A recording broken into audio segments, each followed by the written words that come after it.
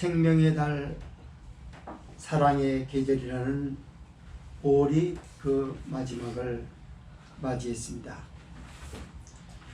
언제 어디서나 늘 푸르고 그리고 형형 색깔의 빛깔과 꽃향기와 함께 생명으로 풍요로움을 만끽하는 그런 아름다운 자연이 5월입니다.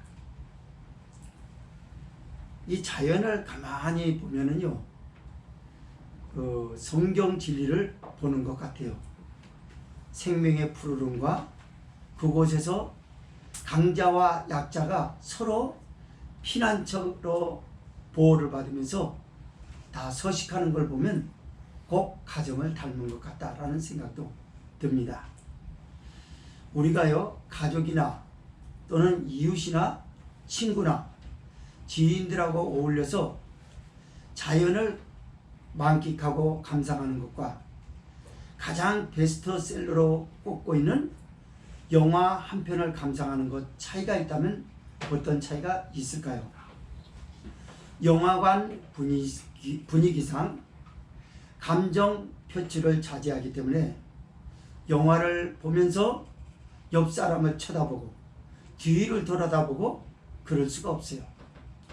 오로지 대형 스크린 화면을 향하여 한 방향을 사람들은 하고 크게 소리도 지르지 못하고 그저 감상만 하는 것이 영화를 보는 사람들의 느낌이라 할 수 있습니다. 그러나 자연은 그렇지 않습니다. 자연을 만끽하는 사람들은 그 경이로움을 자아내는 어떤 광경을 보면 크게 소리를 지르면서 손가락질을 하고 서로 마주보고 감탄을 자아내며 기뻐하는 것을 우리는 볼 수 있습니다. 그래서 자연은요, 그 이미지가 가정을 닮은 것 같다. 가정이 자연을 닮았는지 자연이 가정을 닮았는지는 잘 모르겠습니다만 그 이미지를 그렇게 표현을 해봤어요. 우리 옛날에요, 이렇게 자연처럼 고풍적이고 고전적인 고상한 이미지를 갖고 있던 가정의 아름다움이 다 깨지고 있는 것입니다. 이제 그 찾아볼래야 찾아볼 수가 없어요. 왜 이렇게 됐을까? 3주 전에 강신주 철학박사의 강의를 들으면서 제가 적어놓은 게 있었어요. 그분의 강의 내용 중에 제목을 뭐라고 적었냐면요, 스마트, 그러니까 미디어, 각종 정보, 통신, 영상, 모든 미디어를 종합해서 스마트라고 합니다. 스마트는 우리의 친구인가 적인가 이런 제목으로 강의를 하더라고요. 사람들이 무지무지하게 와 있더라고요.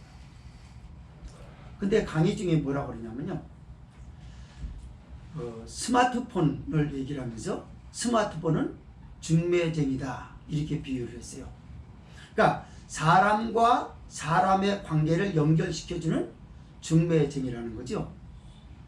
그래서 각종 SNS 메시지나 영상 통화라든가 정보 수집 등등 종합해서 이걸로 서로 안부를 묻고 이렇게 해서 사람과 사람을 연결하면서 소통해 준다는 말입니다. 그러나 중매쟁이는 어디까지나 연결시켜주고 그 자리를 빠져나가야 된다는 것이 그 철학자의 말이에요. 그러나 중매쟁인 휴대폰은 빠져나가지 않는다고 합니다. 그래서 스마트 시대의 사람들의 소통은 실제로 만난 것이 아니라 접촉이 없는 서로 간단한 안부만 물었을 뿐이지 그 내심 무엇을 가지고 있는지 알지 못하고 넘어간다라는 안타까움을 우려로 표명을 했습니다. 그렇습니다. 그래서 사람들은 휴대폰과 친구가 돼 있어요. 휴대폰의 특징은 뭔가요? 옆 사람을 보질 않아요. 오로지 휴대폰 한 곳에 눈과 귀와 손가락, 마음을 집중시켜버리게 만드는 거예요. 그래서 어떤 접촉점이 없어요. 접촉점을 찾지 못하고 우리 가만히 보면요. 데이트를 하는지 뭐 하는지 모르지만 그 찻집 같은 데 이렇게 커피숍에 보면요. 남녀가 앉고 있어요. 앉고 있으면서도 웃으면서 서로 얼굴을 보고 그렇게 웃고 얘기하는 거 봤습니까? 아니에요. 다 제가 아까 휴대폰만 누르고 있어요. 이러고 있더란 말이죠. 그 철학 박사가 얘기를 잘한 것 같아요. 생텍쥐베리 작품이에요. 사람이 서로 마주보지 않고 한 방향을 봤을 땐 모두 죽는다. 이거를 뭘로 표현했는지 아세요? 비행기 추락사고로 표현을 했습니다. 비행기를 타보셨죠? 탑승을 하게 되면 안전벨트를 매고 옆을 쳐다보지 않아요. 다 한 곳을 쳐다봐요. 추락할 때 어떨까요? 추락할 때 영화에서 보게 되면요. 한 방향을 보고 있지 서로 볼 수가 없어요. 그리고 개개가 느끼고 있는 두려움과 공포감을 표현하기를 그냥 아비규환의 현장만 될 뿐입니다. 누군가는 이랬습니다. 자유는 멈출 수 있는 힘이 있다. 멈출 수 있는 힘이 없을 때 노예가 된다라고 했습니다. 사랑하는 성도 여러분, 우리를 하나로 연결시켜 주는 것처럼 착각하게 만들고 접촉점을 찾지 못하게 하는 휴대폰을 과감하게 그 손에서 놓지 않겠습니까? 만약에 그것을 끝까지 여러분의 손에서 놓지 못한다면 여러분의 가족들도, 여러분 가까운 지인이나 성도는 말할 것도 없이 그 사람의 내심이 무엇을 가지고 있는지 모릅니다. 소통이 불통이 된다는 말이에요. 오늘 본서는 야곱의 가정사입니다. 야곱이 자기 생애가 얼마 남지 않은 걸 직감하고 사랑하는 아들 요셉을 요청을 했어요. 그러면서 이 얘기를 쭉 합니다. 하나님이 우리 가정에 복을 주시고 또 너도 이렇게 만나게 하고 이렇게 했는데 이제 이 아비가 얼마 있으면 죽겠다는 거예요. 만약에 이 아비가 죽거들랑 네가 이 아비에게 은혜를 받은 것이 있다고 생각하면 아비에게 고대 서약 약식에 네가 참석을 하여 맹세를 해다오. 이 아비가 죽으면 애굽에서 잠시는 매장하되 우리 조상 선영의 땅으로 내 시신을 메고 가라. 그렇게 부탁을 받은 요셉이 알겠습니다. 아버지의 말씀을 잘 받들어 보시겠습니다. 라고 했어요. 그렇게 하고 얼마 안 있어서 나이를 속일 수 없는 몸에 야곱은 병이 들고 맙니다. 아버지의 병들은 소식을 듣고 요셉이 자기 아들들을 데리고 급히 아버지를 찾았어요. 침상에 누워있던 야곱이 자기 사랑하는 아들 요셉이 찾아왔다는 걸 통해서 기운을 얻어서 자리를 해서 벌떡 일어납니다. 그러면서 얘기를 쭉 이어가고 있어요. 하나님이 우리 가정에 축복하셨다. 그리고 우리 조부 아브라함과 우리 아버지 이삭에 섬기는 하나님이 이 아버지가 출생하면서부터 지금까지 나를 환난에서 모두 건져주셨다. 이 하나님께 감사해야 된다. 그리고 너희 어머니 라헬이 에브라시라고 하는 아주 험난한 지역을 긴 여행을 하다 쫓아오다가 그만 지쳐서 쓰러져서 죽고 말았다. 근데 아버지가 너희 어머니를 너무너무 사랑해서 그 시신을 거기다 매장시킬 수 없고 그 시신을 이동하느라고 고생을 참 많이 했단다. 그리고 결국 베델이라고 하는 아름다운 양지 바른 곳에 매장을 하여 너희 조상 너희들이 이후에라도 너희 어머니를 잊지 말기를 바라서 양지 바른 언덕 위에를 내가 매장을 했는데 바로 거기가 이스라엘의 성지가 되었다. 이런 얘기를 해요. 그러면서 데리고 왔던 두 아들에게 안수 기도를 하면서 그리고 아버지가 장자보다도 차자에게 장자의 복을 빌어주는 오른손으로 안수한 것에 대해서 못마땅해서 아버지 그리 마세요 라고 손을 떼려고 하자 야곱이 그럽니다. 아들 요셉아, 네가 말하려고 하는 것들을 나도 충분히 이해한다. 그러나 아버지는 아버지의 뜻대로 하려는 게 아니라 하나님의 뜻을 따르려고 하니까 너도 따르라. 나도 안다, 나도 안다. 그렇지 않습니까?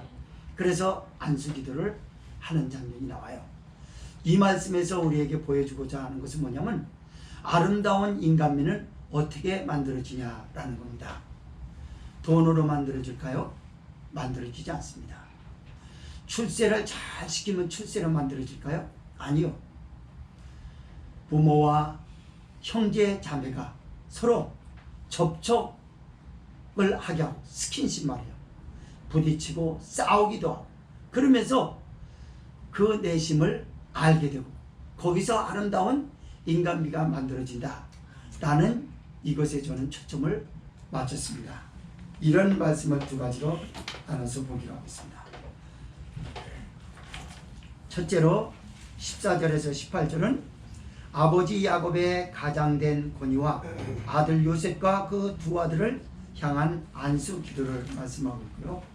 두 번째 19절에서 22절은 아들 요셉의 말을 이해하며 자신의 뜻을 피력하는 야곱의 가장된 권위가 소개되고 있습니다.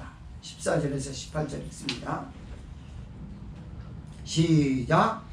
이스라엘이 우스를 펴서 찾아 에브라임의 머리에 얹고 좌수를 펴서 므낫세의 머리에 얹으니 므낫세는 장자라도 팔을 어금맞겨 던졌더라.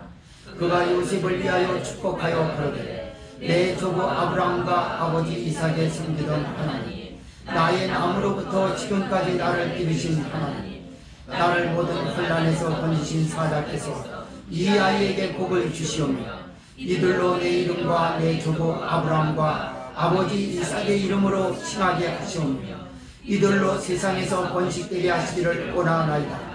요셉이 그 아비가 우스를 에브라임의 머리에 얹은 것을 보고 기뻐 아니하여 아비의 손을 들어 에브라임의 머리에서 므낫세의 머리로 옮기고자 하여 그 아비에게 이르되 아버지여 그리 마옵소서. 이는 장자니 우스를 그 머리에 얹으소서. 아멘. 서론에서 말씀을 드렸던 것처럼 파란만장하였던 야곱의 147년이라고 하는 역사는 그 막을 내릴 것을 당사자인 야곱은 직감했습니다. 이제 뭔가를 유언해야 될 날이 왔어요. 무엇을 유언할까? 자식들에게 내가 유업으로 물려줄 수 있는 것은 무엇일까? 이것이 야곱을 깊은 고민에 빠지게 합니다. 비로소 하나님은 은혜를 부어주셨어요. 그리고 참된 유업의 뭐냐? 세상적으로 가장 출세에 오를 수 있는 국무총리가 바로 자기 사랑하는 아들 요셉이 얻은 게 아니겠습니까? 이것이 어떻게 가능했을까? 하나님과 함께하는 신앙 안에서 이루어졌다라는 걸 속일 수가 없었습니다. 그래서 하나님을 말해주고 싶었어요. 아버지의 요청을 받은 요셉을 손을 꼭 붙들고 야곱이 이야기합니다. 잘 왔다. 네가 그동안 국가의 국무총리로서 국사를 돌보느라고 아버지와 자주 할 수 없었단다. 그러나 오늘은 가장 중요한 날이다. 하나님이 이 아비를 부르실 날이 곧 가까이 온 것 같다. 하여 내가 너희들한테 뭘 얘기해 줬으면 좋을까? 하여 다 불렀으면 좋은데 정말 진지한 얘기를 너한테 하고 싶구나. 하여 요셉에게 얘기를 하는 겁니다. 하나님은 참 좋으신 분이란다. 이 아비에게 많은 축복을 주셨지. 그리고 나한테 기도 중에 베델의 사닥다리 계시에서 하나님 그렇게 말씀하셨단다. 모든 환난에서 내가 너를 떠나지 않고 함께 할 것이고 너희 후손들로 큰 기업을 이루게 하실 것이란다 라고 하나님이 하셨던 것이 오늘날 이루어진 걸 보니까 내 가슴이 참 뭉클하단다.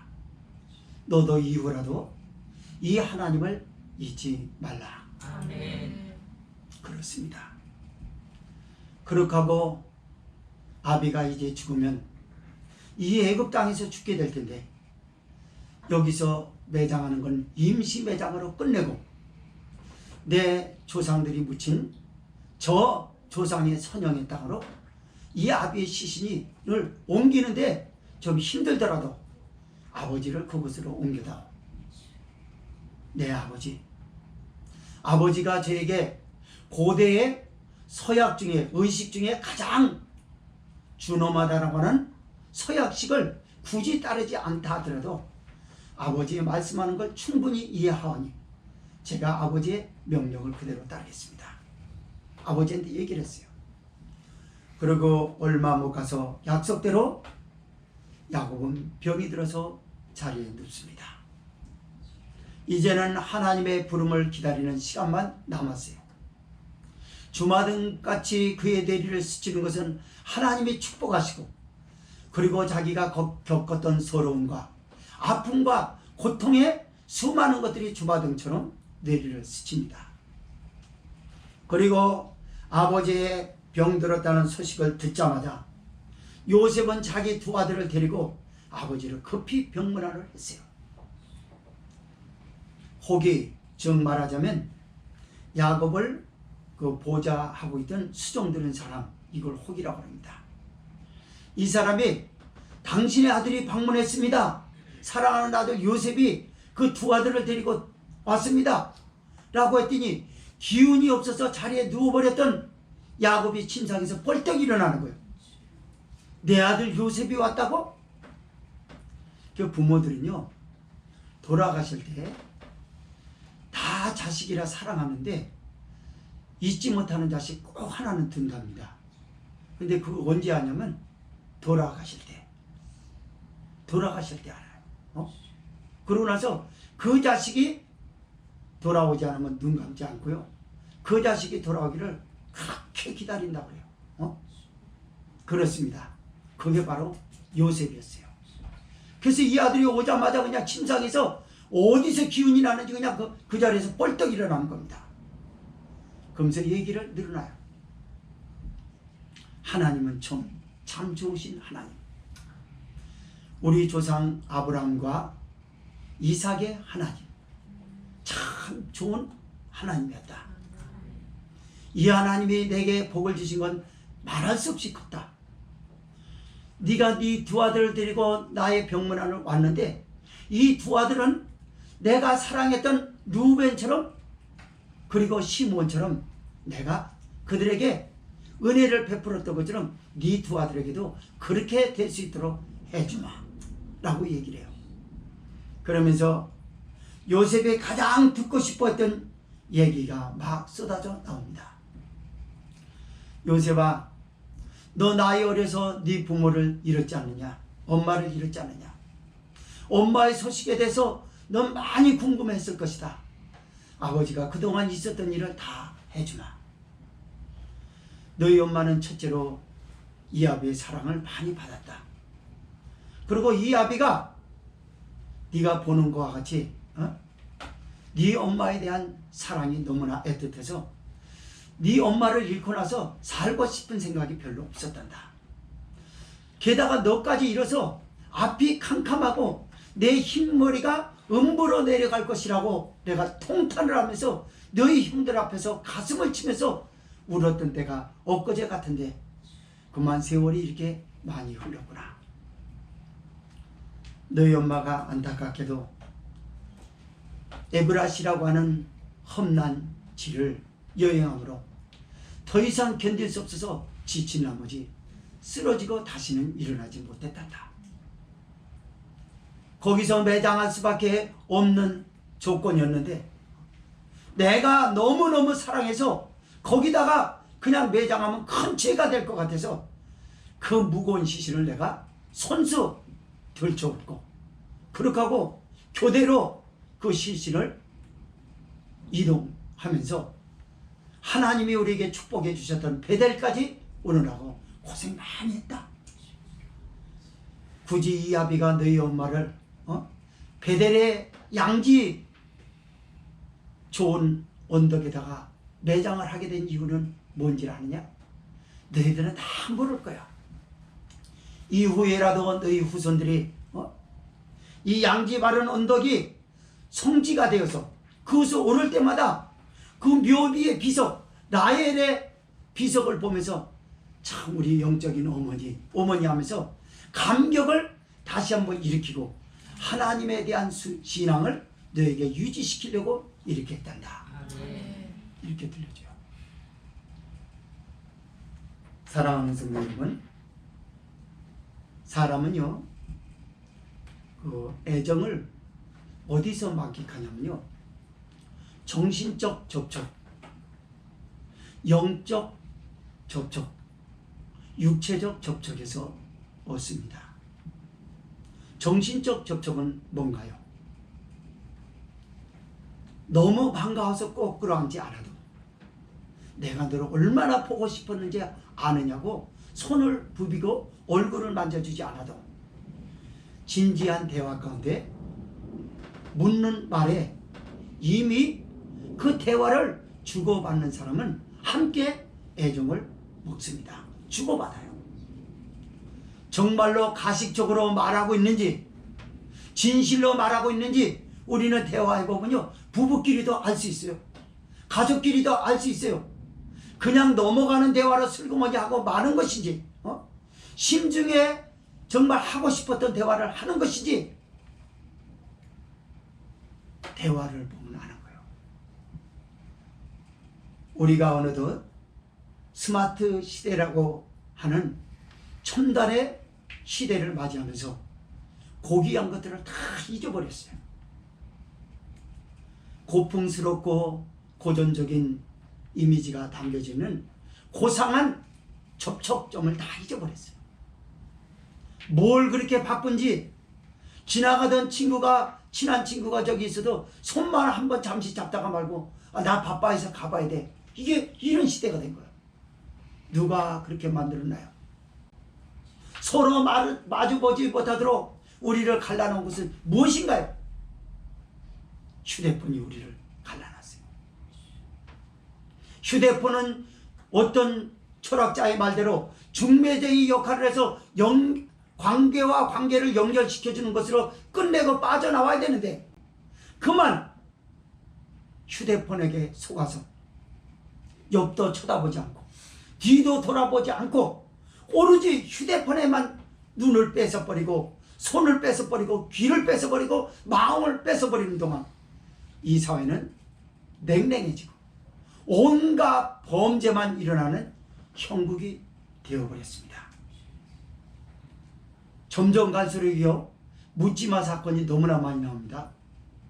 살인을 하면요 무서워서 살인을 범한 가해자는요 두려워서 인터뷰를 하면 말 못하고 이렇게 뒤집어쓰고 떨고 있었어요. 그게 20년 전만 해도 그랬어요. 지금은요 당당하게 말합니다. 죽이고 싶어서 죽였어요. 나를 화나게 해서 죽였어요. 마음에 안 들었어요.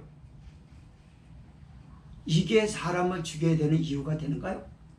뭐가 그렇게 만들어내냐고요? 인간 스스로 그렇게 만들어버렸어요.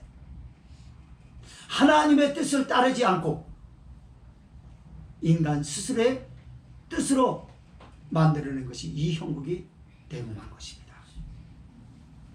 성경은 말씀합니다. 너희 가족은, 너희 부부는, 너희 가족들은 내심을 꿰뚫어 볼 수 있을 정도로 많은 접촉을 가져왔냐라는 거예요. 대화로 또는 갖가지 애정 표현, 육체적 스킨십만, 수고해서 운하로.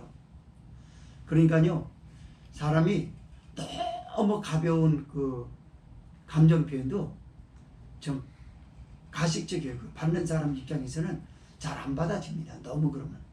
근데 어느 정도는 해야 돼요. 경상도 사람들이요, 문득득해서 어떤 TV에 그 전에 오래 보니까 결혼한 부부인데 하여튼 아내가 남편한테 사랑한다 소리를 들어보고 싶다고 하는 거야. 그래서 프로그램이 만들어졌어요. 근데 여보 사랑해 이거 한 번 하는데 한 달 훈련 받았어요. 근데 보세요. 어떻게 하는지 써가지고 나왔어요. 아내도 못 쳐다봐요. 아내는 또 그렇게 끔찍이 사랑한대요. 그래가지고 아내가 말하기 전에 뭐 해줬으면 좋겠다 그러면 만들어져 있대요. 벌써 마련돼 있대요. 근데 사랑한다 소리를 안 하는 거예요. 그래서 그분을 모셨어요. 그러니까 아내 만나기 전에 이제 방송에 이렇게 나왔는데요. 지금 어떠세요? 그러니까 쑥스럽습니다. 그러면서 굵은 목소리로 그래요. 그러더니 하실 수 있으시죠? 그러니까 네 여기 보고 하면 되니까 보고하지 마시고 얼굴 보고 하는 건 좀 그렇고 이거 보고 읽겠습니다. 그래가지고 준비되셨죠? 그러고 나갔어요. 그게 한 달 연습한 거예요. 시작하세요. 아내가 먼저 합니다. 여보 그동안 행복했고 사랑했습니다. 또 사랑합니다. 아내가 먼저 그래요. 남편이 아내의 말을 안 하고 읽은 걸 꺼내더니 여보 사랑해요 이걸로 끝내더라고. 그런데 아내가 막 울어요. 그거 처음 들어봤다고. 그 아내가 울으니까 어떻게 몸둘 바를 몰라가지고 남편이 그냥 서먹서먹하니까 딴 데만 쳐다보고 있더라고요. 자기 아내인데도. 감정 표현을 너무 안 하면 안 돼요. 표현은 필요합니다. 그래서요 행복한 부부를 찾아봤대요. 행복한 부부를 조사한 그 이론에 보면요 한 번도 안 싸우는 부부는 오래가지 못했다라는 놀라운 얘기가 나왔어요. 서로 티격태격하고 하는 부부가 오래갔고 행복했다고 합니다. 자주 싸우는 부부가 행복했다고 하는 거예요. 그래서 그 조사에 의하면 뭐라고 얘기하냐면 싸웠다라고 하는 건 감정 표현을 하고 싶어서 그랬다는 거예요. 숨기고 덮어두면 몸이 들까봐 병이 들고 그럴까봐 대화로. 그래서 그냥 티격태격 하기보다 대화로 풀면 얼마나 좋을까 그런 생각도 해봤습니다. 저로서는 하기 참 어려운 그런 얘기예요. 그냥 뭐 감정 표현도 이상하게 해가지고 상처를 잘 주는 사람이라서 그건 잘 못해요. 그냥 이론만 알고 있는 걸 여러분에게 전한 겁니다. 본서로 돌아가면 야곱이 요셉에게 이야기해주고 두 아들을 요셉이 물리고 아비 앞에 무릎을 꿇으면서 엎드렸잖아. 그러자 얘기를 끝낸 아버지 야곱이 요셉의 두 아들을 앞으로 오라고 합니다. 그러더니 아버지의 오른손을 굳이 병든 아버지라 몸이 아직 회복 안 됐거든요. 근데 장자를 자기 좌편에 므낫세가 에브라임이 안고 있는데 요 앞에 고대 당시의 그 안수기도 서약식에는요 이렇게 마주보게 앉았어요. 그래가지고 안수기도 두 손으로 합니다. 목사 안수도 꼭 이렇게 하거든요. 이렇게는 안 합니다. 그래요? 그런데 두 아들을 앉은 상태에서 이 오른손을 차자인 에브라임의 경우 이 손은 므낫세게 합니다. 이거 하기도 없어요. 이거 팔이 짧은 분 더더군다나 하겠어요 이거? 그렇게 하는 거예요. 그러니까 아버지가 그렇게 하는 걸 보고 요셉이 그 일을 못합니다. 그도 그럴 것이 애굽은요 히브리 사회보다 장자의 재산 상속을 유산하는 그 배경에 보게 되면요 그 장자에 대한 것이 그렇게 엄격하답니다. 차자를 장자 대신으로 하는 건 있을 수가 없다는 거예요. 이게 애굽이에요. 그래서 애굽에서 꽤 오래 살았잖아요. 요셉도. 그러니까 애굽 사람의 사회적 통념이 이 사람 정서 속에 있었던 거예요. 그래서 아버지한테 아버지 이거 이렇게 하면 안 됩니다. 이렇게 하는 거예요. 그러나 아버지는 잠시 후에 두 번째 말씀에 구체적으로 말씀드리겠습니다만 굳이 자신의 뜻을 피력합니다. 왜 피력하려고 하는 것이냐? 하나님의 뜻대로 한다는 말입니다. 성도 여러분, 사람은요 어려서부터 머리를 쓰다듬어주고 얼굴을 만져주고 등을 아래 위로 이렇게 살짝 쓰다듬어 내려주는 것을 좋아한답니다. 그 애정을 그리워한대요. 그래서 자식 새끼도요 꼭 이렇게 부모가 품에 안아서 수고했다 이런 거를 바란다고 그래요. 자식이. 그 왜 그러냐? 그게 정서랍니다. 정서가 바라는 건 그건 거예요. 근데 이제 그렇게 하는 거 이상할 정도로 굉장히 낯설어요. 아름다운 인간미는 어떻게 만들어집니까? 여러분, 이 다음에 여러분이 자리에 누웠을 때, 그리고 늙어서 모든 노동력이 끊어졌을 때 여러분이 어떻게 자식에게 했냐라고 하는 것을 그대로 받을 것입니다. 자식에게 몹쓸 짓을 하면요 몹쓸 짓이 돌아간다는 게 요즘 우리가 살아가는 사회를 보고 알 수가 있어요. 자식 앞에 부모다운 모습을 보여줘야 되고요, 자식을 누구보다도 자식에게 부모로서 애정을 많이 쏟아줘야 되는 거예요. 그게 또 다른 훌륭한 인물로 만들어내는 거예요. 인간미는 그렇게 만들어져요. 그러나 기독교 밖에 있는 사회는 돈으로 인간미가 만들어질 줄 알았어요. 출세로 인간미가 만들어질 줄 알았고 권력으로 만들어질 줄 알았어요. 그러나 실제 사실을 듣고 보니까 그렇게 냉랭하고 모질게 할 수가 없는 것입니다. 누구에게? 가족에게, 부모에게 말입니다. 그렇게 모질게 하는 거예요. 어떻게 저렇게 할 수가 있을까? 그거는 너 때문에 그렇다. 쌍방간에 잘못이 있어서 그렇다는 거예요. 네가 얼만큼 깊은 대화를 할 수 없을 정도로 그렇게 바빴더냐. 그래서 결국 만들어진 것이 이렇게 걸작품이 나와야 될 건데 졸작품으로 나온 거다. 저는 장례 예배를 많이 드렸는데요, 장례 예배 때 제가 너무나 봐가지고 예배인도 딱 가서 첫 예배 그 장례 예배와 두 번째 입관 예배 드리거든요. 첫 예배를 드리면서 가족들 얼굴 쳐다봐요. 습관적으로 그렇게 되더라고요. 왜냐하면 예배 잘 드렸는데요, 돈 때문에 얼굴 붉게요. 지금 아직 그런 얘기를 꺼낼 때가 아니잖아요. 부모 시신을 매장하지도 않았어요. 그런데 그거 누가 더 뺏어갈까봐. 그래서 탐욕이 말도 못해요. 여러분, 사람은요 그 욕심을 제어하지 않아요? 제어하지 않으면요 죽어요. 성경에서도 10계명 중에서 그 9계명 10계명이 그거 아닙니까? 탐심을 제어하지 않으면 죽습니다. 천국도 못 가요. 예수님은 겉으로만 저기 하는 것이고 자기 탐심에 욕심에 굶주려 가지고, 욕심이 한이 있습니까? 밑 빠진 떡에 물 붓기라니까요. 입은 또 얼마나 큽니까? 그거 커서 이 정도 주면 미안해 하겠지. 아니요, 미안하기는요 없어서 아니죠. 꿀꺽꿀꺽 다 삼킵니다. 이게 사람의 욕심이에요. 그 욕심은 왜 생겼습니까? 서로의 주고받았던 애정이 없었어요.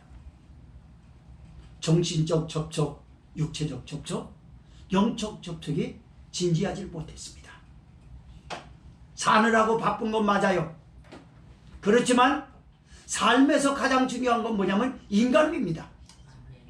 우리 형, 우리 누님, 우리 누이 동생, 우리 오빠, 우리 남동생, 이런 게 필요한 거예요. 그러나 우리는 사라져버렸어요. 오직 욕심에서 발로 된 그 일이 형제도 없고 부모도 없고 다 이 지경으로 만들어 놓은 것입니다. 제가 이걸 월요일날 말씀을 받아서 화요일날 온 거로 적었어요. 그러면서 우리 시대를 쫙 봤어요. 그리고 우리에서 일어나는 일들을 쫙 본 거예요. 그러면서 야, 이런 거는 바로 그래서 그런 건 아닌가 라는 성령의 음성을 들어봤습니다. 우리 대한민국 사회가요, 코로나19라고 하는 정책을 쓰므로 인해 가지고 사회적 거리두기를 또 한몫했어요. 그래서 교회 교인들을 갈라놨습니다. 가정이라고 하는 아름다운 조직력을 뒤흔들기 시작했어요. 그리고 끝내는 이걸 법제화하고 말았어요. 그래서 이걸 지키지 않으면 처벌을 하겠다는 거예요. 이제는요, 조사해 보니까요, 여성들이 결혼을 한다라고 하는 여성도 많지 않지만요, 결혼하겠다는 여성 중에서요, 뭐라고 얘기한지 아세요? 자녀 키우기가 너무나 힘들대요. 돈 많이 들어가는 거는 세 번째 들어가더라고요. 첫 번째가 뭔지 아세요? 뭐 정부가 자녀를 키우려고 그런다. 자식을 키우다 보면 머리를 주워박을 수 있고 이렇게 할 수 있는 건데, 지나치게 남의 자식까지 감나라 대추나라 해가지고 이걸 학폭으로 저기하고 아동학대라고 하는 것으로 민감한 사안으로 다뤄가지고 가정에서 아름다운 인간비가 만들어지고, 그래가지고 좋은 사람을 만들 수 있는 모든 것들을 다 뺏어가고 마는 거예요. 누가? 정부가. 결국 정부도, 정부의 말을 듣고 따랐던 그 누구도 예외 없이 인간미는 졸작품이 되고 만 것입니다. 두 번째 말씀 보겠습니다. 19절에서 22절입니다. 아들 요셉의 말을 이해하며 자신의 뜻을 피력하는 야곱의 가장된 권입니다. 19절에서 22절이요. 시작. 아비가 허락지 아니하여 가로되 나도 안다 내 아들아 나도 안다. 그도 한 족속이 되며 그도 크게 되려니와 그 아우가 그보다 큰 자가 되고 그 자손이 여러 민족을 이루리라 하고, 그날에 그들에게 축복하여 가로되 이스라엘 족속이 너로 축복하니 하나님이 너로 에브라임 같고 므낫세 같게 하시리라 하니라 하여 에브라임을 므낫세보다 앞세웠다. 이스라엘이 요셉에게 또 이르되 나는 죽으나 하나님이 너희와 함께 계시사 너희를 인도하여 너희 조상의 땅으로 돌아가게 하시려뇨. 내가 네게 네 형제보다 일부분을 더 주었나니 이는 내가 내 칼과 활로 아모리 족속의 손에서 빼앗은 것이니라. 아멘. 아까 말씀드렸죠? 오른손으로 장자한테 얹어야 되는데 차자한테 얹어요. 아버지 그렇게 하지 마세요. 장자에게 상속을 해줘야죠. 축복해 주셔야죠 라고 합니다. 아버지 야곱이 말합니다. 나도 안다 내 아들아 나도 안다. 그 말에는 어떤 뉘앙스가 깔렸을까요? 아버지 그렇게 하면 안 됩니다 라고 하는 요셉의 완강한 마음을 설득시켰던 아버지의 말에 나도 안다 내 아들아 나도 안다 라고 하는 말 속에 무슨 뉘앙스가 있었기에 아들이 설득당했을까요? 아까 여러분에게 그런 말씀을 드렸어요. 그 말이 진지한 말인지 살아남기 위해서 나한테 아부하는 말인지 대화를 해보고 알아요. 진실성 여부가 있는지 없는지를 알 수가 있어요. 그냥 지나가는 말로 그러냐 정말 진심으로 하는 말이냐라고 하는 건 대화 중에 안다고 했습니다. 요셉은 한결같이 튼 마음으로 진지하게 말씀해 주셨던 아버지와의 대화, 살아오면서 누구보다도 형제들보다도 자기를 지극하게 사랑해 주셨던 아버지의 절대적인 편애 속에 살았던 자기의 엄마를 사랑했던 아버지의 진심, 이거에 대해서 설득을 당한 겁니다. 무슨 말이죠? 정신적 접촉, 영적 접촉, 육체적 접촉으로 인하여 애정을 충분히 받았어요. 아버지의 뜻을 따라야지. 우리 사회가요, 우리 어려서는요, 아버지들이 좋은 아버지들이 그렇게 많지 않았어요. 대다수 공통적으로 많이 하는 말이 뭡니까? 노름이에요, 노름. 없는 집안에 비대다가 노름해놓고 빚져놓고 엄마가 다 갚고, 그리고 엄마는 또 얻어맞고, 잘 사는 엄마는 얻어맞아요. 폭행당하고. 그리고 엄마는 그냥 죽더라고 어디서 기쁨도 누리지 못하고 자식 새끼 키우느라고 그냥 쎄 빠지게 그냥 이 살이 가죽이 될 때까지 그냥 그렇게 살아왔거든요.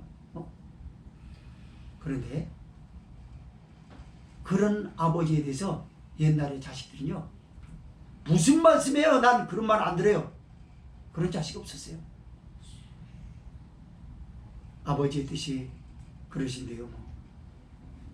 큰아들, 꽤나 권위 있는 큰아들이 그렇게 말하고 물러섭니다. 차자들은 아무리 맞게 먹었어도 큰 형한테 대들지 못해요. 우리 처갓집만 그런 건 아니고 우리 처갓집은 유독 많이 그러더라고요. 동생들의 형이 딱 얘기하면요, 입 밖에 말을 내지 않아요. 형이 한 일에 대해서 다 수그러들고 따릅니다. 맞아요.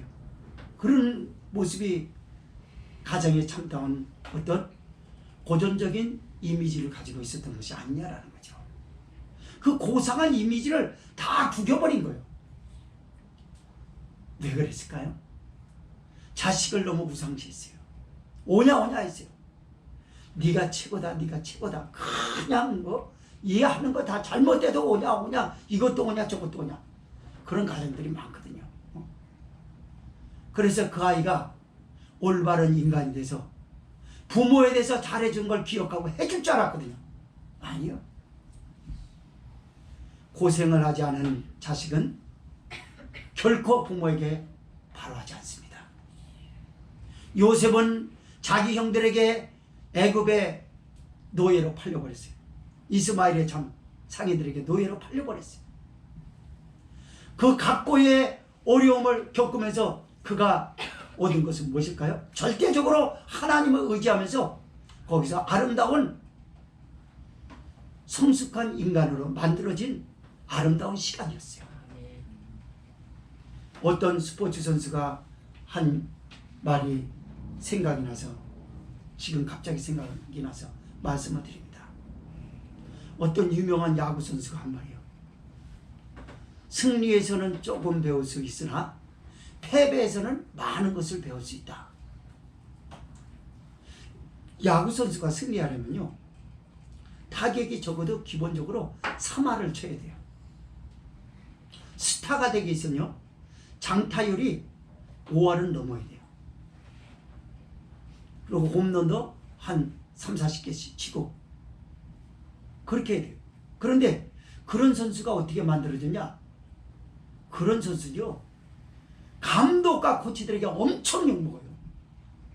옛날에 제가 야구 봤던 기억 중에서 병살타 치고 들어가잖아요. 옛날엔 TV가 이게 잘 시스템이 첨단화 되지 못했을 때는요, 성질 내고 이러는 거 다 틀렸어요. 중계하면서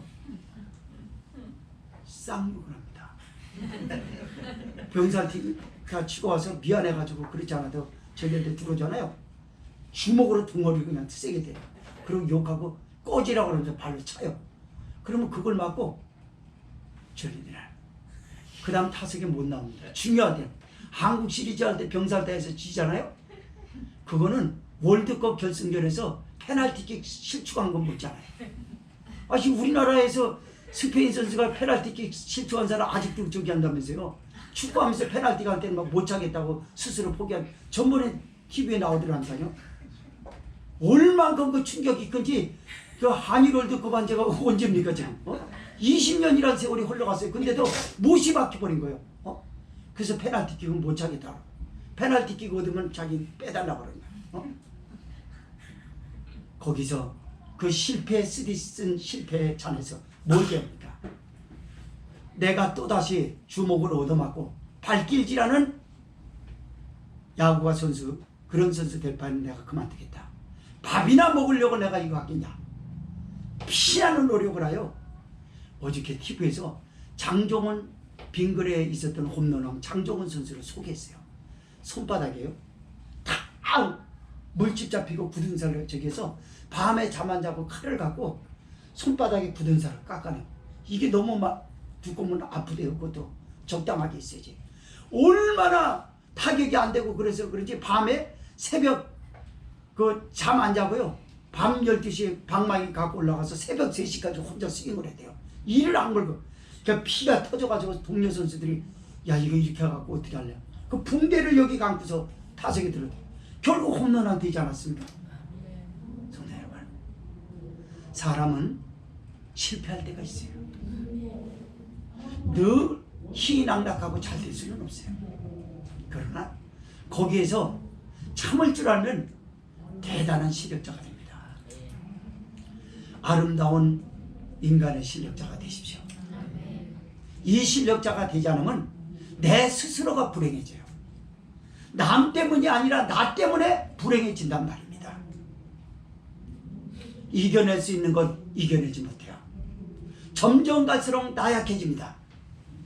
하는 일이 척척척척 잘 돼보세요. 그 인간이 뭐가 되겠나? 잠언서에서도 말씀합니다. 뭐라고요? 교만은 패망의 선봉이요 고만한 마음은 넘어짐의 앞잡이니라. 승승장구하는 사람에겐 교만과 거만과 거드름이 있을 수 있어요. 그러나 실패한 사람은요, 그럴 시간이 없어요. 이래도 되고 저래도 된다라는 걸 쓰디쓴 실패에 관해서 배우는 겁니다. 요셉이 그걸 배웠다 그 말이에요. 그리고 자기 아버지 야곱이 그렇게 어려움을 당한 거 요셉도 알아요. 그래서 설득을 당한 것입니다. 이후에 힘이 없을 때 나지막한 목소리를 내더라도 여러분의 아들이 아버지 무슨 말씀하시는지 아시니까 더 이상 말씀하지 마세요. 제가 아버지의 마음을 다 알아요. 이런 인간들을 만들어내십시오. 엄마, 내가 엄마 마음을 다 알아요. 다 아니까 걱정 마세요. 내가 엄마가 고생한 만큼 내가 잘할게요. 이런 딸들로 만들어내세요. 지금도 늦지 않았어요. 그게 정신적 접촉이고요, 육체적 접촉이고요, 영적 접촉이에요. 내가 비록 실패하는 쓰디쓴 잔을 마셔서 그때가 이 고난의 때가 힘이 들고 어렵지만 참 인간이 뭐냐, 삶이라는 게 무엇이냐라고 하는 것을 이 엄마는 배웠다. 아버지는 배웠다. 이런 것이 지금 필요한 때인 줄 믿으시기 바랍니다. 그래서 나도 한다 내 아들아 나도 한다, 그 말에 완강했던 요셉이 설득을 당한 것입니다. 그리고 축복 기도해 줍니다. 자, 20절에서 22절 19절 20절에서 22절이 마치겠습니다. 시작. 그날에 그들에게 축복하여 가로되 이스라엘 족속이 너로 축복하기를 하나님이 너로 에브라임 같고 므낫세 같게 하시라 하리라 하여 에브라임은 므낫세보다 앞서었다. 이스라엘이 요셉에게 또 이르되 나는 주구나 하나님이 너희와 함께 계시사 너희를 인도하여 너희 조상의 땅으로 돌아가게 하시려니 내가 내게 내 형제보다 일부분을 더 주었느니 이는 내가 내 칼과 활로 아모리 족속의 손에서 빼앗은 것이니라. 아멘. 야곱이 므낫세하고 에브라임에게 기도했어요. 내 조부 아브라함의 하나님, 내 아버지 이삭의 하나님, 그 조상들의 이름으로 이들을 칭하게 하옵시며 땅에서 이 후손들이 이렇게 번식되기를 바랍니다. 이렇게가 뭔데요? 참다운 인간으로, 서로 싸우지 않는 가족으로. 그 말이 이렇게 담겨 있어요. 하나님에게 축복하여 주면서 요셉에게 이런 얘기를 해줬습니다. 요셉아, 네 아들 므낫세도 크게 될 것을 이 아비가 안다.